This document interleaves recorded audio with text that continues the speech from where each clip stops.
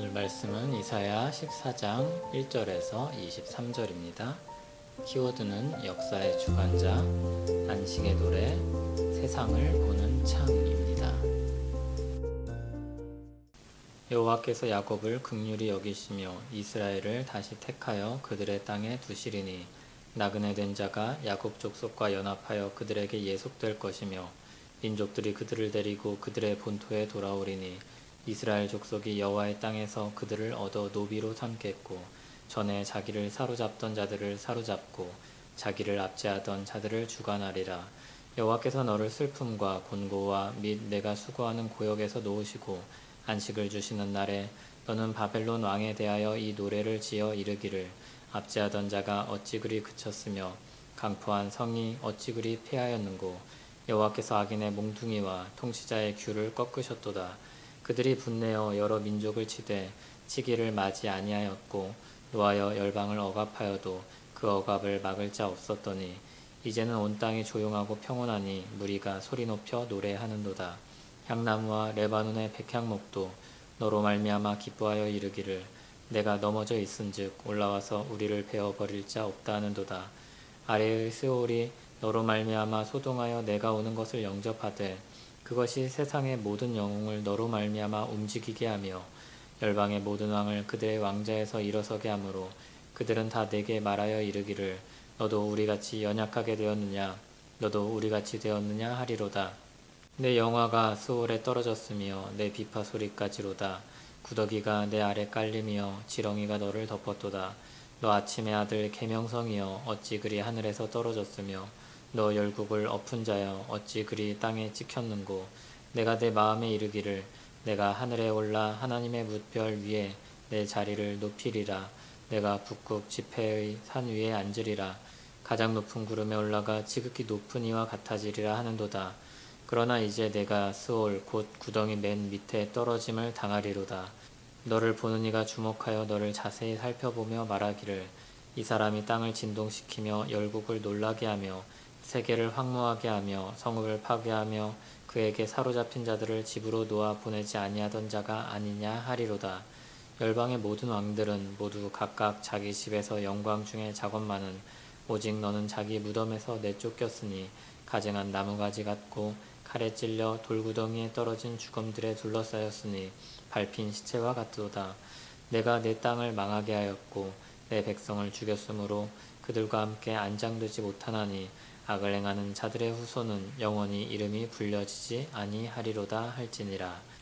너희는 그들의 조상들의 죄악으로 말미암아 그의 자손 도륙하기를 준비하여 그들이 일어나 땅을 차지하여 성읍들로 세상을 가득하게 하지 못하게 하라. 만군의 여호와께서 말씀하시되 내가 일어나 그들을 쳐서 이름과 남은 자와 아들과 후손을 바벨론에서 끊으리라. 나 여호와의 말이니라. 내가 또 그것이 고슴도치의 굴혈과 물웅덩이가 되게 하고 또 멸망의 빗자루로 청소하리라. 나 만군의 여호와의 말이니라 하시니라. 아멘.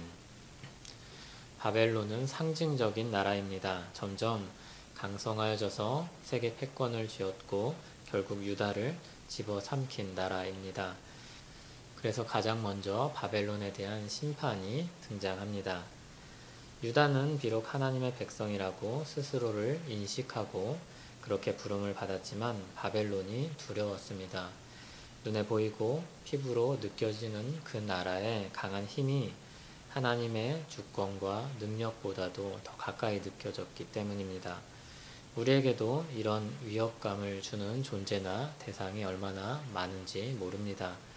그러나 그렇게 마음을 떨리게 하는 나라도 하나님의 주권 아래 있으며 그들도 결국 하나님의 심판을 받을 것이라고 말씀합니다. 그러므로 이 말씀은 주님의 백성들을 향한 위로요 권고입니다. 이 땅에서 살아갈 때 용기를 주는 말씀입니다. 잠시 주님의 백성이 죄로 인해 어려운 시절을 보낼 수 있습니다. 그러나 하나님의 긍휼로 그들은 다시 회복될 것입니다. 하지만 유다 백성들에게 이사야서의 말씀은 먼 미래의 이야기였을 것입니다. 그럼에도 시간이 흘러 그들이 돌아오게 되었을 때는 하나님의 말씀이 정말로 신실하게 이루어졌으며 진정 그분이 역사의 주권자이심을 확인할 수 있었을 것입니다. 그렇게 슬픔과 곤고와 수고하는 고역에서 놓여 안식을 주시는 날에 하나님의 주권과 구원을 노래하게 될 것입니다. 바벨론은 여러 민족을 치며 정복하였습니다. 그것을 막을 자가 아무도 없어 보였습니다. 그러나 그 날들은 영원하지 않으며 온 땅이 조용하고 평온하여 무리가 소리 높여 노래할 날이 올 것입니다. 교만한 바벨론의 말과 영광은 비참한 결말을 맞이하게 될 것입니다. 바벨론은 밝게 빛나는 별, 계명성으로 불렸지만 하늘에 있는 별이 땅에 떨어져 빛을 잃듯이 땅에 찍히게 될 것입니다. 그들의 마음은 하늘까지 높아져 하나님과 같아지려고 하였었습니다. 그러나 이들은 하나님의 심판을 받을 것이고 사람들은 그 일로 놀랄 것이며 그들의 이름은 거론조차 되지 않을 것입니다. 심판에 대한 내용이 이어져서 우리의 마음이 심각해질 수도 있습니다.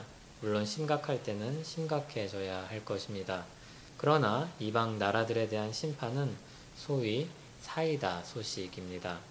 힘 있는 자들의 폭력과 압제가 하나님의 공의로 인해 땅에 떨어질 것을 예고하기 때문입니다.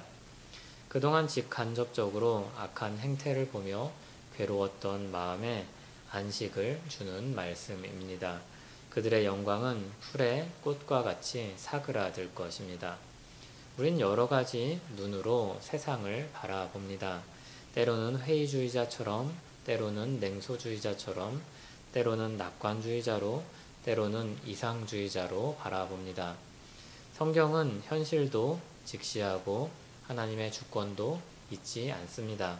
지금 현실에 분명히 죄악으로 인한 고통과 괴로움이 있을 것입니다. 그러나 하나님께서 그것을 아시고 또 적극적으로 사용하시기도 하지만 영원히 그들의 교만과 폭력을 내버려 두시지 않으실 것입니다.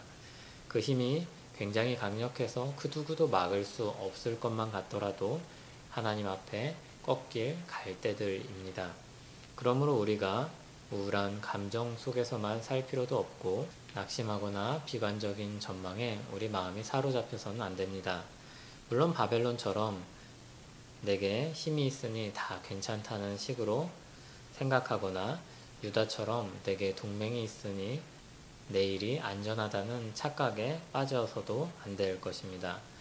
오늘 말씀은 읽으면서 내 평소 감정과 생각이 부정적으로만 칠해져 있다면 소망이신 하나님을 바라보고 그 안에서 허락하신 안식을 누리시기 바랍니다. 내 평소 감정과 생각이 하나님 아닌 것을 근거로 안심하며 산다면 참 소망이신 하나님 안에서 세상의 명함을 살피고 찬양하고 기도하는 삶으로 돌이키길 바랍니다. 기도하겠습니다.